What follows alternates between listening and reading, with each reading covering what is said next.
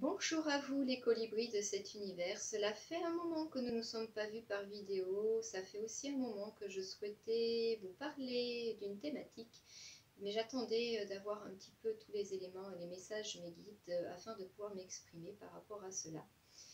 Je souhaitais vous parler des diverses raisons pour lesquelles vous avez des blocages dans votre vie.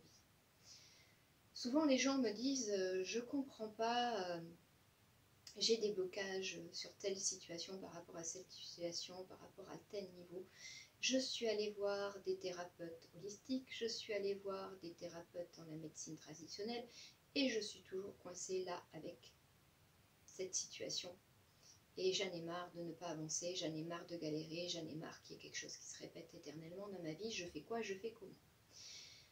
Qu'est-ce qui peut constituer ces blocages? Alors il y a... je vous en ai parlé beaucoup dans la libération de mémoire cellulaire. C'est une vidéo dont je vous mettrai le lien dessous. Je ne vais pas tout redire. Je vais juste vous réexpliquer succinctement afin que vous puissiez comprendre. Ce qui nous est dit à l'école, c'est que nous sommes faits de 50% des gènes de notre papa et 50% des gènes de notre maman.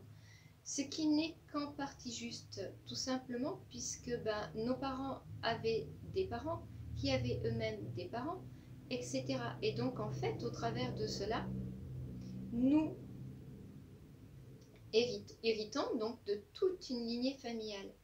Ça, c'est pour la partie génétique de la cellule et les chromosomes. Ensuite, dans la partie aqueuse, il y a ce qu'on appelle les mémoires. Et le principe, il est le même. C'est-à-dire qu'on va hériter des mémoires, déjà des nôtres depuis notre naissance, puisque on se constitue nos propres mémoires, mais aussi des mémoires de nos parents et de nos aïeuls. Et si notre problématique est due à un traumatisme qu'un aïeul a vécu, comment avoir une prise dessus? C'est juste pas possible. Et en effet, les gens me disent, mais j'ai vraiment tout essayé et je n'y arrive pas. Mais évidemment, ça ne leur appartient pas. Donc comment agir, si ce n'est par la libération de mémoire cellulaire, sur ce blocage? Vous n'y arriverez pas seul. C'est même pas une histoire de mauvaise ou de bonne volonté. Ça ne vous appartient pas. C'est pour ça que vous n'y arrivez pas.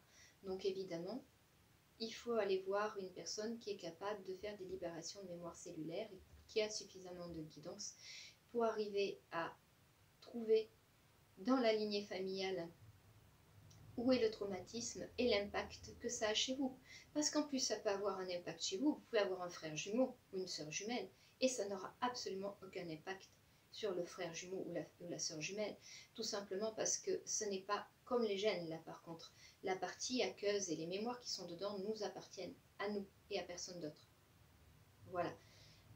Ensuite, il y a ce qu'on appelle les larves et les entités. Donc une entité, je pense que tout le monde sait à peu près ce que c'est. Quand une personne est décédée et qu'elle n'est pas montée et qu'elle navigue entre deux mondes, et bien ça devient une entité. Et souvent, elle va aller s'agripper à quelqu'un. C'est pas systématique, ou elle va aller se promener dans une maison, on le sait, ou dans certains lieux. Quand elle s'agrippe à une personne, qu'est-ce qui se passe chez vous? Vous ne vous reconnaissez plus. C'est-à-dire que c'est brutal. Du jour au lendemain, vous pouvez être très très triste, avoir envie de pleurer tout le temps, avoir envie de rien faire, être extrêmement fatigué ou être dans des états de colère qui ne vous appartiennent pas non plus, ou être avec des sautes d'humeur qui ne vous ressemblent pas, avec des ruminations, des idées noires, des idées qui ne vous appartiennent pas, des choses de cet ordre-là. Alors, faire partir une entité en soi, c'est pas très compliqué. On pourrait prendre une recette et hop, ça y est, terminé. Sauf que c'est pas comme ça que ça se passe. Ça serait trop facile. Quelqu'un qui navigue entre deux mondes, souvent, les trois quarts du temps d'ailleurs, c'est pas systématique, mais les trois quarts du temps, c'est que il a un message à faire passer ou quelque chose à réhabiliter. Et il n'est certainement pas question d'envoyer quelqu'un même vers la lumière tant qu'on n'a pas fait passer le message qu'il souhaite faire passer ou réhabiliter ce qu'il a à réhabiliter.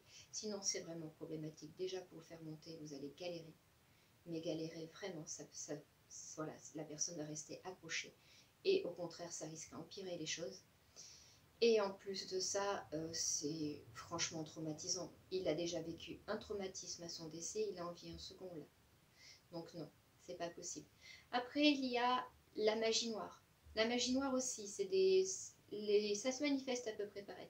Il y a des gros états de fatigue, ou alors voilà, on fait des choses qui, entre guillemets, ne nous appartiennent pas. Là, on est plutôt dans la possession. On a des actions, on fait des actions où c'est que, ben, après coup, quand on reprend légèrement conscience, pardon, et confiance, oui. En fait, oui, on se dit, mais c'est pas moi. Voilà, comment moi j'ai pu faire quelque chose comme ça.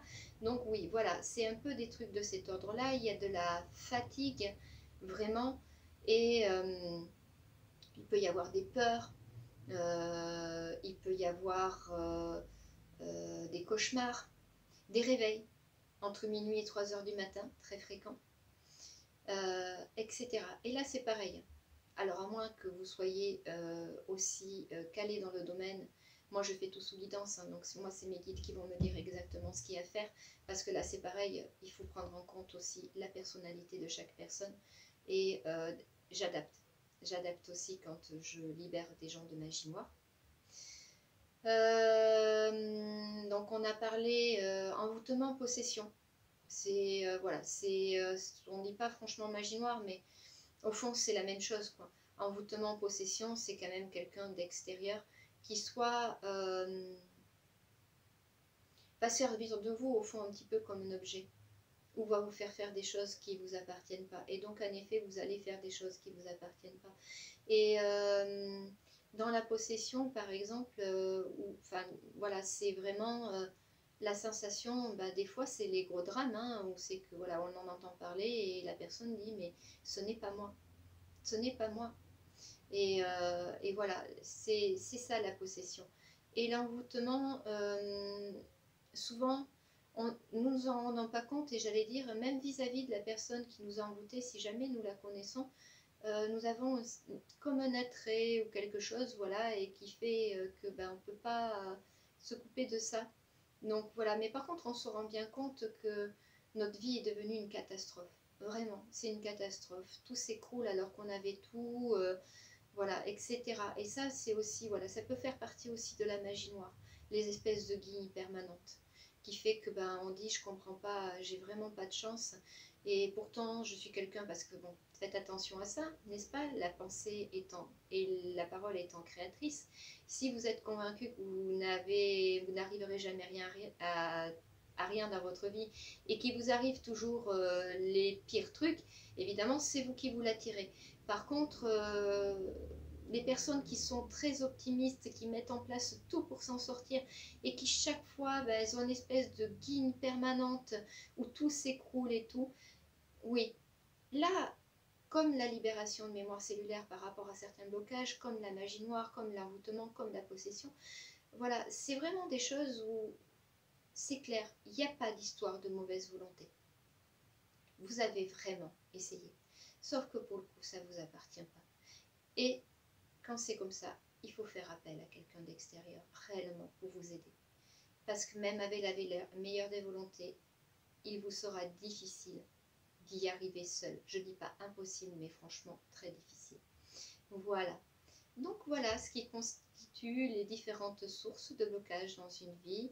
Et moi, je vous souhaite surtout de bien vous épanouir dans tout ce que vous vivez au quotidien, et de ne pas avoir de blocage, et de vivre pleinement et de façon complètement réalisée.